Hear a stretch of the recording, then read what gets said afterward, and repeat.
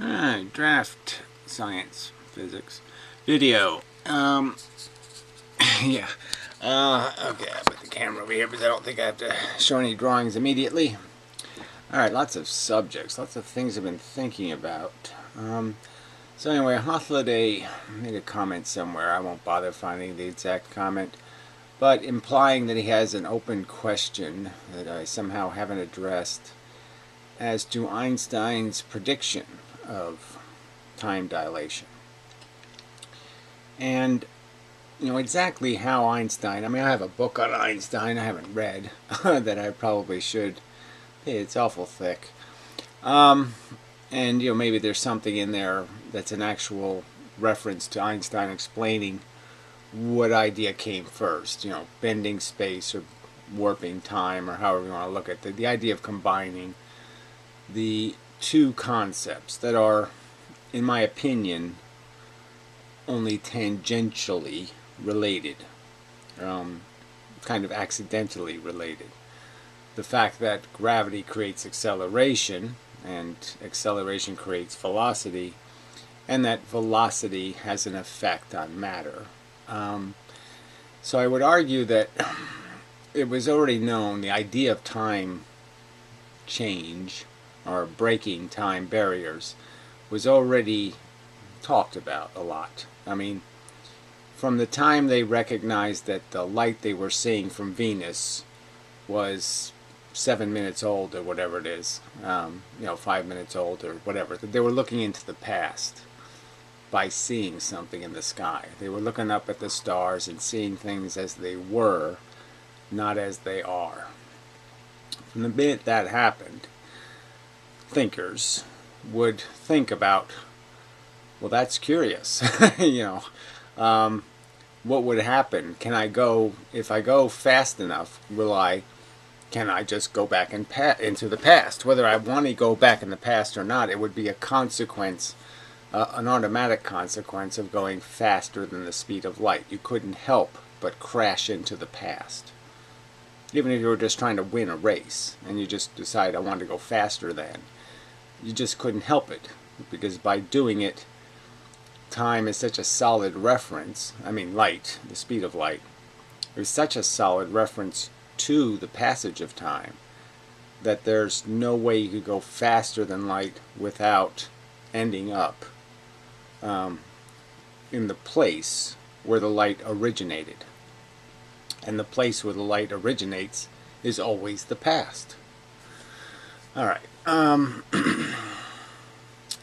Yeah, so that's, I think, a way to say, so the problem was known.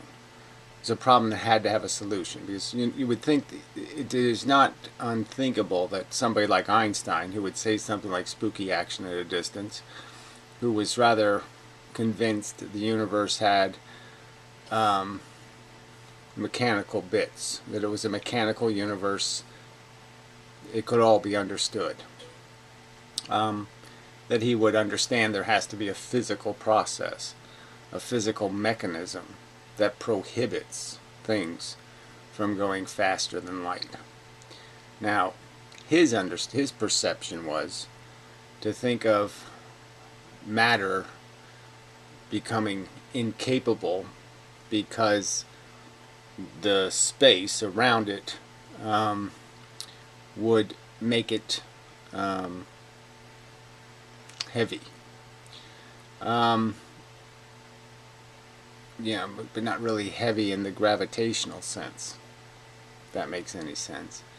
It's almost an ether idea, in the sense that there's this restriction in the fiber of the structure of space that prevents matter from going too fast. So anyway, the bottom line is, he calculated it as a mass equation, essentially, and just said, well, I'll take your mass and I'll multiply it by recognizing the force of it. So if I give mass velocity, we know it has more energy. It can do more damage. The wrecking ball, the faster you move it, the more things it breaks. The bowling ball, the faster you roll it, the more pins it knocks down. That kind of idea. And basically turned it into a mass equation. So the faster you go, the heavier you get. That way nothing could ever push you. So by the time you're going near the speed of light, your physical body becomes as heavy as the universe, and there's not enough energy in the universe to push you because you got so heavy. Now, it's not a terrible way to look at it, and again, it fits in his bent space idea that space is the thing controlling, wrong word, it's connected to the function of force, at least the big force of gravity, or mass. So it's related to mass. Time ends up being related to mass. So that's how the two get connected together. Now, my argument to you is that I obviously have now found an explanation that does the same thing. It creates the terminal point where you can't go any faster, in the sense that instead of getting so heavy, you get so light. You get invisible. You get impossible to hit. Everything about you is already going. As you start to move the speed of light, I can't create any force that can actually hit you anymore, essentially, because you're getting thinner and thinner and thinner. And I just can't hit the target anymore from behind to make you go faster. So it's the same speed limit, and it's just based on a different perception that the change isn't in the space, the change is in the thing moving.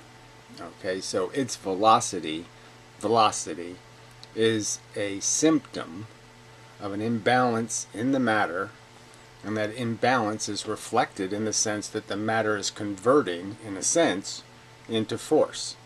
You're being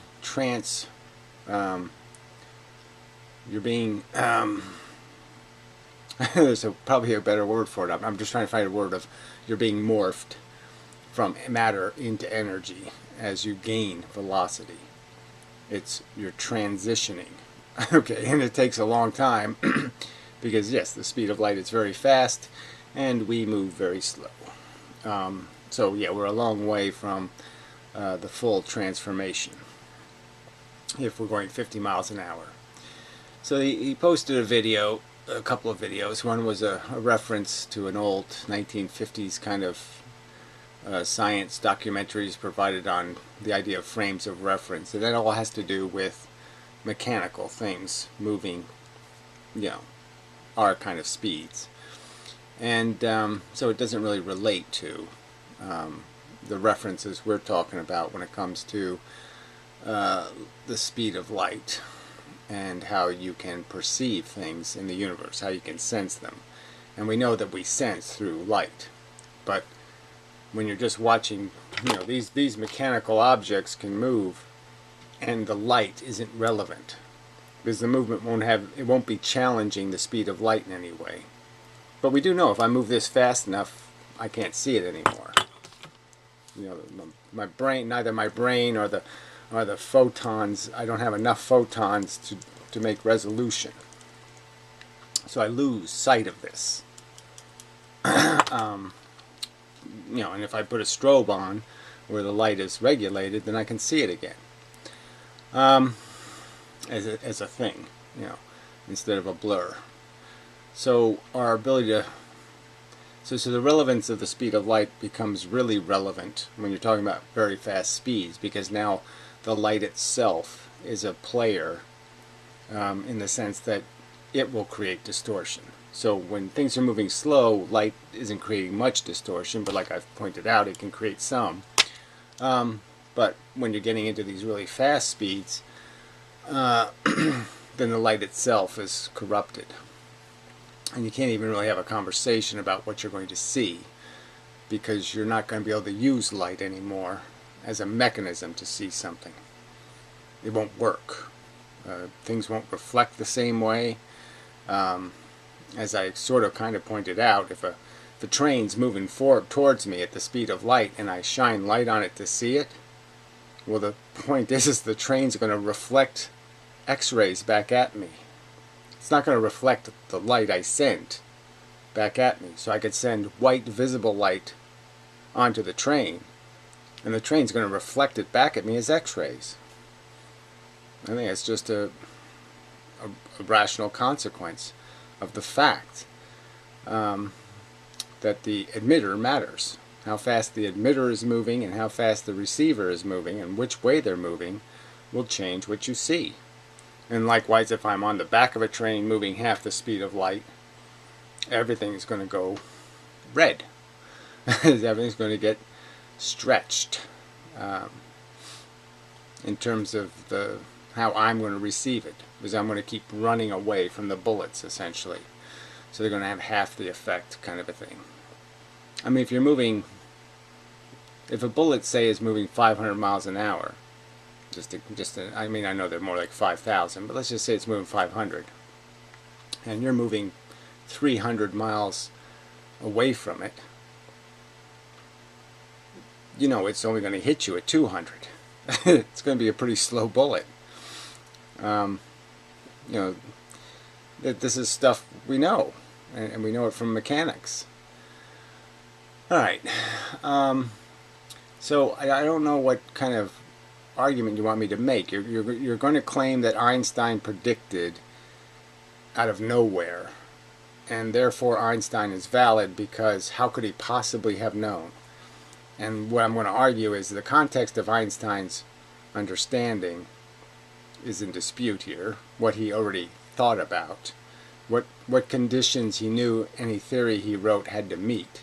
These are conditions he already knew existed, and he theorized in that envelope, just as I theorize in the envelope of known facts. I'm not going to come up with I'm not going to sit here on the internet and make an argument for a theory that says the moon is a cube. I'm not going to do that because I know it's not true. I know I have to conform a theory of the universe where the moon's a sphere. And Einstein did the same thing. So I'm not saying Einstein wasn't impressive, but what I'm saying is he of course built the theory in the context of the world existing, and in a sense wanting to explain as much of it as possible with whatever mechanism he was using. And the fact is that when you mix space and time, they have something in common, which is velocity. Well, let me say, when you mix gravity and time, they have the common element, which is velocity, produced by acceleration. Can't get it any other way. I mean, acceleration is fundamentally the mechanism of gravity. The consequence of gravity is, of course, velocity, and velocity is related to time. And the prohibition against getting anywhere near the speed of light. So anyway, so my argument is that's, I think, so much more sensible than warping the conditions of space, when all you have to recognize is you're converting matter, moving in 3 dimensions, into force, moving in 1 dimension. And that's what's happening as you approach the speed of light. You're not matter anymore. You're force, fundamentally and primarily. Alright, so I hope that answers your question, or whatever the appeal to authority element that's in it. I don't know exactly. You know, this, like I said, is these you know, this perception of almost like the Nostradamus kind of thing. Like, because you get something right, it means you got everything right and you understood everything. And it's, you know, there's a little bit of that goes on here.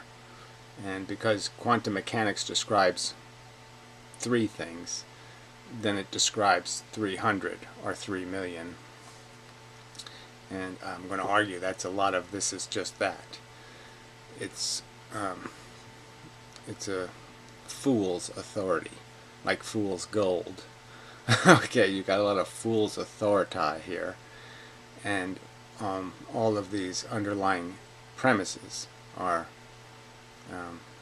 suitably questioned, skeptical, highly skeptical. All right, so yeah, so I'm basically, look, it is ludicrous to have a conversation, in my opinion, about what a flashlight's going to do when it's moving the speed of light.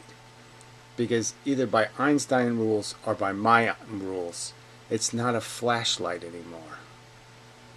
I mean, you can sort of understand if the flashlight weighs as much as half the universe, let's say, it's probably not a flashlight anymore. I mean, it probably isn't going to be producing light.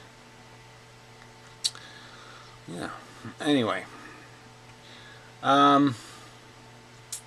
Yeah, I mean, that just got me thinking about how, you know, there's so much inconsistency in the sellers of quantum mechanics. You know, one will tell you that the whole light thing with black holes is just bullshit. Light can't get trapped in a black hole. You can't pull light back into a black hole with gravity, and you know, they'll talk like that, like a Susskind or something. They'll say, no, there's no light being pulled back into black holes. I think he says that somewhere. And then they got this Nemo guy, or whatever his name is, that Holiday keeps playing, and he's saying exactly the opposite. He's saying, oh yeah, light can't escape. Yeah. And I think people can just intuitively understand. There's absolutely no evidence that light slows down, escaping even the Earth's gravity. Not the least little bit. Light doesn't slow down in gravity. You can't pull it back with gravity. It's not affected. It doesn't go faster into gravity. These are just facts.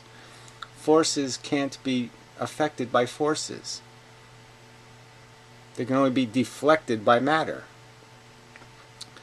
That's how simple this is. The theory is that simple. There's just nothing, this isn't complicated. Force does not mix with force. Alright, so that gets me to another subject. I mean, there's just so much of this right now. There's just so many things in my mind. I just love this tube thing, right? It's just got my brain really thinking. You know, because it's just such a bullshit little effect. Because the angles are so different. The light you're seeing in one of those circles is coming out at like 6 degrees. I mean, it's pretty straight out of the tube. And the angle that's reflecting, creating the next thing, the next ring you see, is huge. It's like 45 degrees. So it's the same surface is creating two reflections at completely different angles. I mean, disparagingly different. That's bothering me. But it's kind of like that double rainbow thing, right? I mean, the first rainbow is at whatever, 42 degrees or something, and the second one's like 18 degrees different. But this is more than 18 degrees difference, I think. But you know, maybe not. I have to look into it. All right. So the other thing is diffraction gratings. So Holiday posted a link to this video called, and he titled it "Proof Wave Nature of Light. Where does the light go in Mendham?" ? Now, I don't think there's any question in the video about where light goes, so that's kind of funny. And I have the interferometers drawn here. So I don't even know how that. I don't know how that's even related to the question. I don't know how there's a question regarding where the light goes. It's like in the double slit experiment. In my opinion, there's no question where the light goes. Okay, where the light isn't, the dark places, it isn't light plus light equals dark. It's that, no, the light went to the neighbor. The bands are twice as bright as if the light had filled the whole thing. The same amount of light is being produced. It's just that it's now in different segments.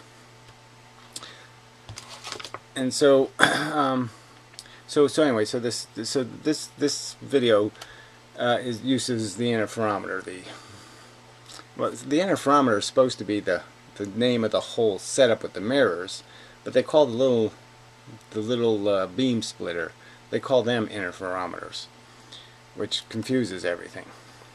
So I am thinking of trying to buy one of those, a decent one, but I found out they might be in LCD projectors. So I was thinking, you know, the video projectors that use LCDs.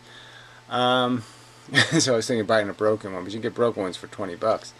And, you know, there might be a $60 interferometer in there. But anyway, you know, but it depends on the quality, of course. You know, want one that's decent. But, yeah, it'd be fun to play with them. But anyway, the idea is, so I looked into it a little bit. You know, it's basically two prisms. So it turns out to be a cube. And they have a surface in the middle that is acting like the mirror. But they don't use metal if they can avoid it. They use, you know, different resins to create the reflective surface, because they're trying to avoid the refractive index kind of thing happening. So the idea is, you know, when light hits a surface at an angle, some of it goes, you know, half. The idea is to get the light to go through in, but not to bend as it goes in. So that's the tricky part, and I don't think they really can avoid that. So technically, the interferometer, I don't think, is producing output that's exactly at the right angles. It's being bent a little, because it's going through a big piece of glass, actually. Anyway, and it has a surface problem. I mean, it's transitioning between surfaces, which is always a problem in terms of changing the polarization and creating refraction. You know, a change in the reflective index creates a change in the light transmitted through. The light reflected does okay, but the light transmitted through, the angle changes a little, like in a prism. Okay, anyway. So the idea is that these beam splitters are basically just half mirrored, is the concept. And and there's lots of different ways they do that. You know, really thin coatings, blah blah blah. But what that really is a diffraction grating. You know, either a diffraction grating, like I've never seen where you can buy one that's made out of little tiny holes, but that might be interesting. You know, just random little holes. You know, the ones I have, are made of lines. So there's lots of vertical or horizontal lines. I mean, depending on which way you turn it. You know. So yeah, I would argue that the beam splitter is a two-slit experiment, right? And it's not a two-slit experiment, it's a diffraction grating. So it's a 500 slit experiment. That's what's happening to the light. So the ringed pattern isn't being created by the phase difference in the light and constructive and destructive interference between the two beams being focused back together or forced back together. It's being created by the diffraction grating. Oh shit. Yeah, I just lost my diffraction grating. I have to get a flashlight. See where I dropped it. Let's see. Ooh, this flashlight's getting dull. I don't see it. Ooh. Well, anyway.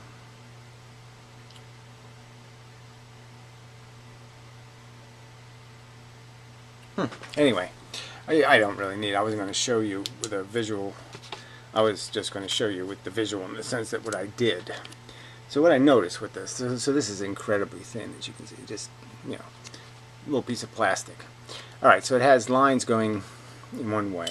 So I was playing with it, you know, like a polarizing filter. I was seeing what happens when you turn it and do different things. And so what I found, I was very curious, is that what essentially happens is, so the first one creates what the the aligned diffraction should be dots.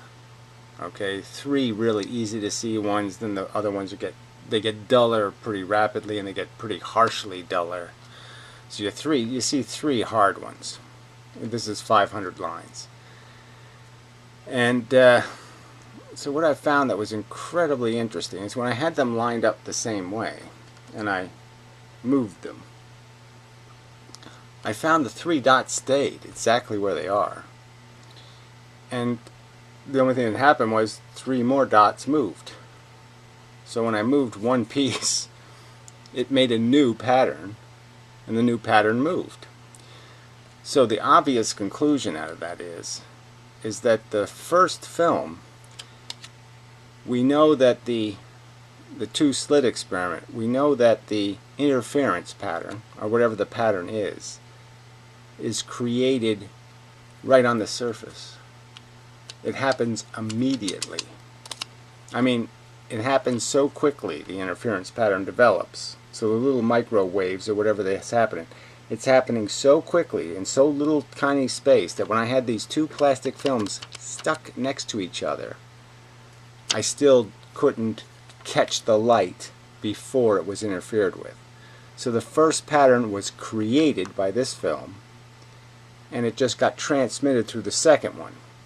And so it spread each one of the little dots a little tiny bit, create a little tiny pattern in each one of the dots from the first one, and then the rest of the beam that wasn't affected, that didn't get interfered with, right? So there was a whole portion of the beam that never had any interference. The stuff that went through the middle, there's no constructive or destructive or anything. It's clean. And it went straight through, hit the second film, and created a second pattern that was probably 50% as bright. Maybe 60, I don't know. It was perfectly visible. It just wasn't as bright as the first pattern. So what I'm saying is this created one sheet creates a normal 3-dot diffraction pattern. A second sheet creates another 3-dot diffraction pattern and does a little bit of diffracting to the original pattern. And like I said, the consequence of that is that the first diffraction, the first interference pattern, so the light photons had to interfere with each other right on the surface, which indicates, I'm just saying, it seems to indicate, okay, that maybe the interference, the cause of the effect, is really in between the slits. It's happening there, not later, not on its way to the target. It's not happening on the way to the target. It's happening right on that surface. So I'm just saying that seems interesting is all. I'm just saying, I mean, maybe the micro tiny bit of distance between the two pieces of plastic film is somehow sufficient to create the entire Huygens effect. But I'm just saying it is curious.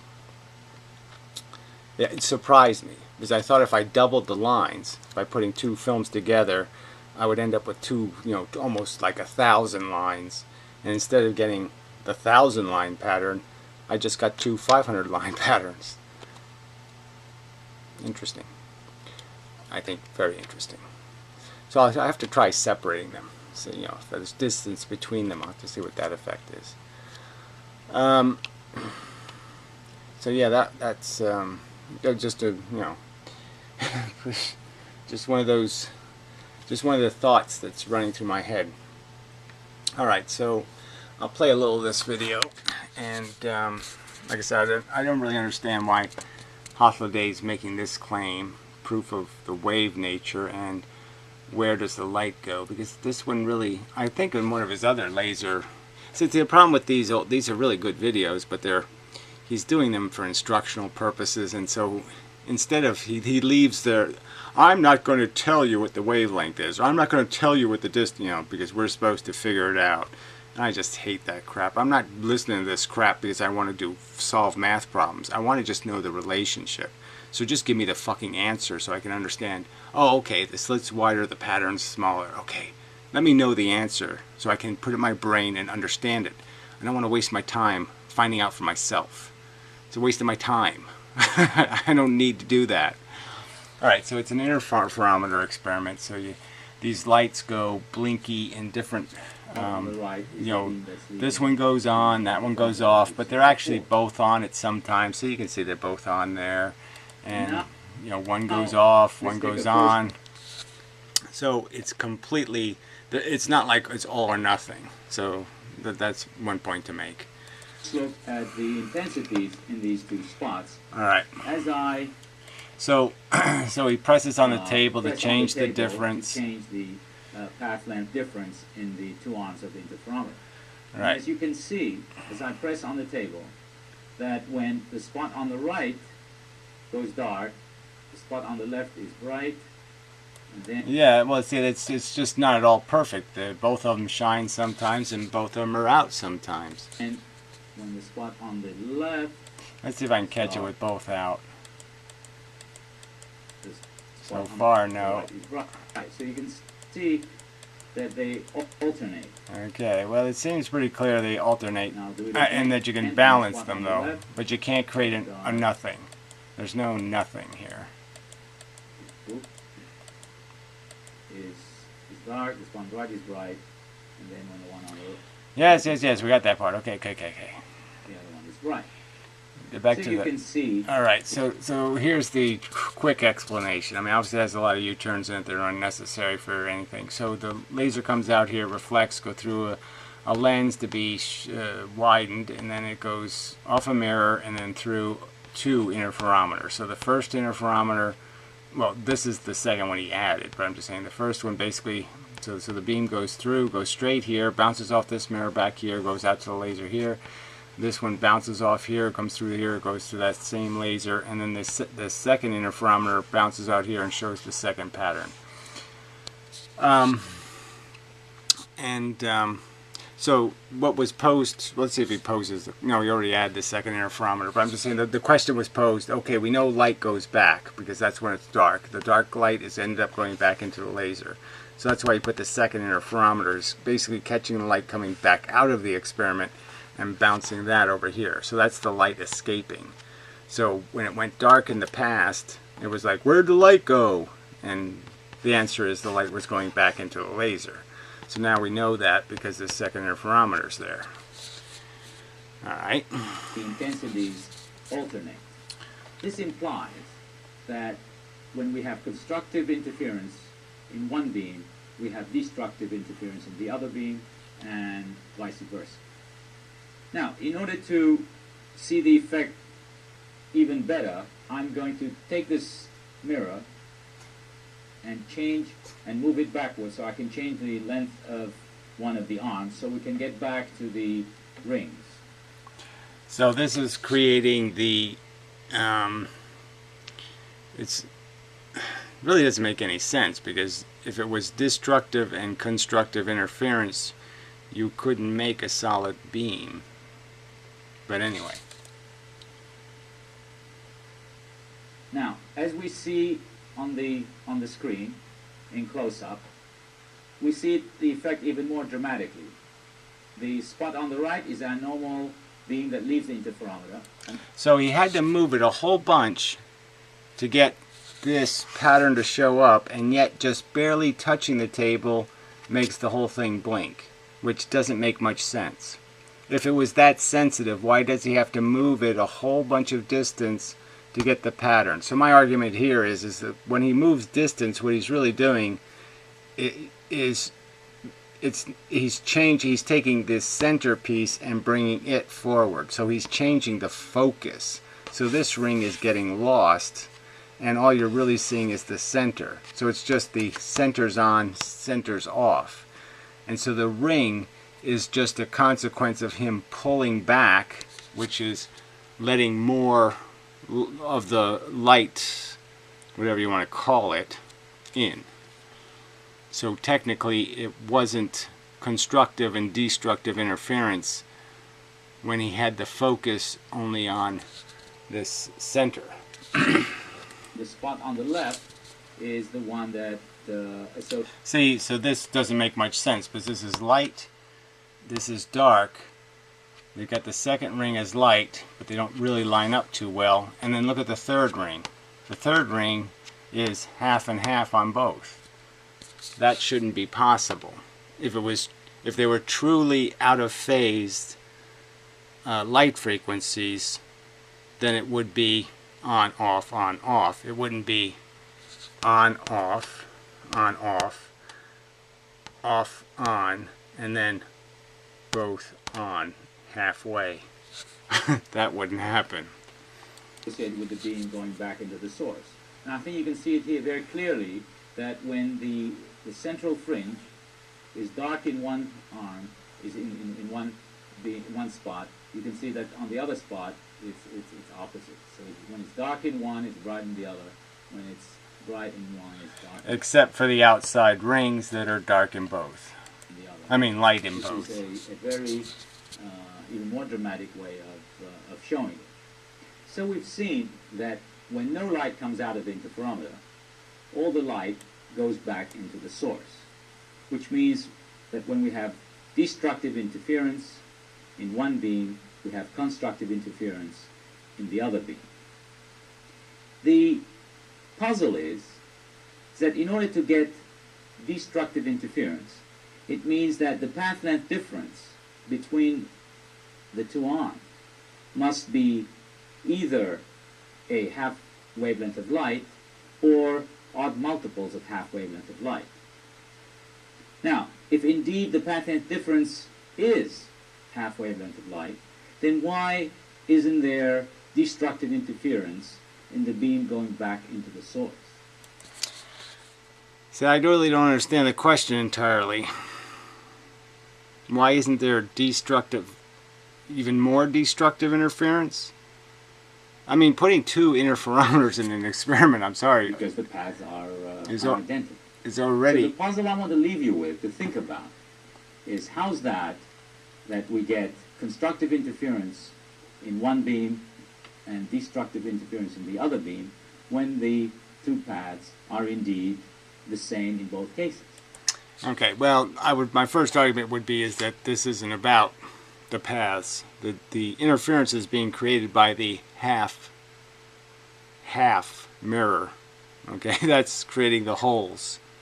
That's creating the diffraction grating. That's causing the effect. But anyway, here's the quick drawing of what's going on. Yeah, I know. This will be... I don't know if you're going to get this. Well, anyway, the light goes in. Okay, so that's a little line here. And what I've done is put little circles here indicating how many times the light goes through. Okay, so the light going through is a refraction. The light reflecting is a reflection. So that's sort of the difference, is if you calculate how many refractions there are versus how many reflections. So, but anyway, this doesn't matter. So this is the true interferometer here. So here's your two arms, and in theory, you know, when you make them a half wavelength different, then you should have full interference. And these are just, I didn't bend the targets or put the target through lenses. I'm just saying here's the two targets that you're looking at. So these are the ones that they were visualizing. The trick is, you put this second one in here to trap what goes back. But it only traps half of what comes back because it's still an interferometer. So there's still these arrows, half of what comes out of here ends up going back into the laser. So you don't stop the black backflow by putting another interferometer in the way. You just cut down the intensity of it. So it doesn't really improve anything. Okay, well anyway, the key numbers is that in this original pattern, it's an equal number of refractions. Both beams get refracted, that is, they go through the square 2 times. First here, and then here, 1 time. 1 time in different intervals, of course. But it's both 2 and 2. The beam here ends up being 1 and 3. This one goes through the refracting process, goes through the mirror only once. And this one goes through the mirror 3 times. And the stuff coming out is 2 and 4. So there's a lot, there's a huge unevenness in the lengths might be the same, but what went through the mirror and what reflected is very different. So that would be part of the argument, I would say. But I mean, I have to look into this whole, these interferometer things, because like I said, it is, I think it's, you know, it's kind of suspect. There's so many ways to make one, but you know, just draw a quick picture. But the idea is you have a glass cube, and they just put a thin layer and they try to use non-metallics to create the reflector. And the light either reflects or it goes through. So it's a 50, they want it to be 50-50. It doesn't really turn out to be that way because this surface absorbs some of the light. So you end up with more going through than you end up with reflected. But anyway, but yeah, no matter what you do, you're creating a diffraction grating of sorts. And there's no way around that. That's the 50-50 part. The light either goes through or it doesn't go through, and if it goes through, it means it went through something that has little holes in it. Slits. So, now why there's the shape of Newton's rings, that part I haven't figured out yet. But he puts the laser through two different lenses, and they're compound lenses, so I'm not exactly sure what they're doing. I mean, the argument is they're just magnifying the image so you can see it, but I don't know. So it's reasonable to question. Yeah, so that's, I don't know what you want as a response, but I don't think this is proof of wave nature, certainly. And asking me where the light goes, I'm just saying there's no unaccounted for light. I mean, the biggest where does it go is, the funny part is because he put the second interferometer in, he must have increased, when he did that, he didn't tell us, but he must have increased the intensity of the laser. Because he was throwing away 50% of the light right here. I mean, this interferometer is reflecting half the light right off the bat. So half the light that goes into the experiment gets wiped out by this second interferometer, and there's no mirror here. It's not put back in. So I'm just saying that this first beam splitter, 4-way beam splitter. Yeah, so I don't know I don't know the nature of your question. Where does the light go? What light is lost? And so anyway, yeah, that's probably enough on that. So is there anything else I wanted to take care of? I think the important one was the, because I'd like to have a conversation about all the paradoxes created by the relativity crud, and why it's so much simpler just to recognize that velocity is what creates the change in function. And it's the change in function that you're recognizing. Clocks don't work the same. It's like when muons, I mean, they're almost giving it away in a sense, right? So you have a radioactive particle, and it decays slower when it gets hit by a cosmic ray, and it accelerates. And so it decays slower. Do you really think it's in a time paradox? Do you think that it's really time traveling or something? It's actually in a slower universe or something? Or would it make more sense to just say it doesn't decay as fast because it's moving very fast, which means it's the mechanism inside of it is changed. People lifting off in rocket ships don't drink tea with their pinkies out because it's physically stressful. How else to say? But that's acceleration. And acceleration is certainly physically stressful. But velocity, although not as physically stressful because we never have huge velocities, so we can't know for sure. But yeah, it's not as physically stressful as acceleration. But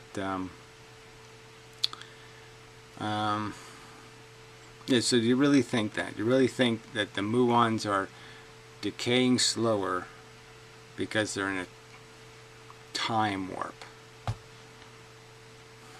Come on. Or do you think it makes more sense to say their physical structure changes, like bullets change, when you shoot them really fast? When they're traveling fast, their internal mechanisms change. The velocity is part of who they are. who they become. And the new thing they are, because of that velocity, doesn't decay as fast.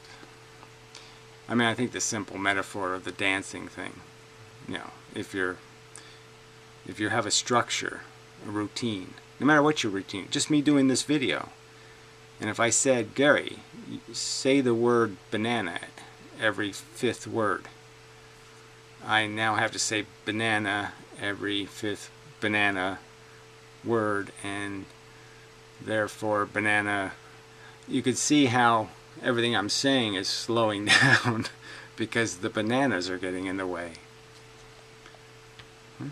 Yeah. Anyway.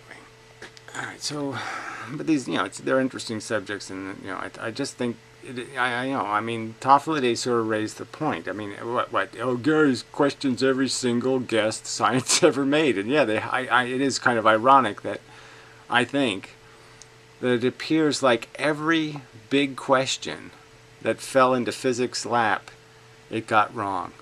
I mean, Benjamin Franklin got plus and minus wrong. You know, Einstein getting, you know, push-pull wrong. You know, time dilation also, but whatever. You know, you can almost argue that that went back further, but it doesn't really matter. You know, wave, particle. I mean, it's just, you know, it is funny now that, you know, that that stupid Nemo guy says something like, well, yeah, you know, they are particles, but they're not. You know, what's the point of calling them particles when they're not going to have any of the properties of particles? It's like calling them waves when they don't have any of the properties of a wave. It's like they're using these words and it just doesn't mean anything because they really don't mean it. You know, and you know, yeah, that was another thing I found it really obnoxious about Toffoliday posting this crap. There's a guy saying that this, you know, quantum mechanics proves there's no determinism. It just ends all that conversation together. It's all over. You know, there's true randomness. How would he know it's true randomness? And he even uses rolling dice as an example, as a metaphor. And you're almost like arguing, well, you're a physicist. You know that rolling dice isn't truly random. So again, I'm going to argue that the one thing in the universe that's truly random is the one place we can't see. Isn't that curious?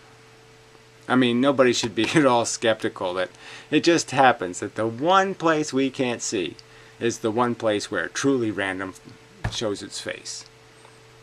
You know, and that it doesn't happen on any of the bigger things that we could actually see.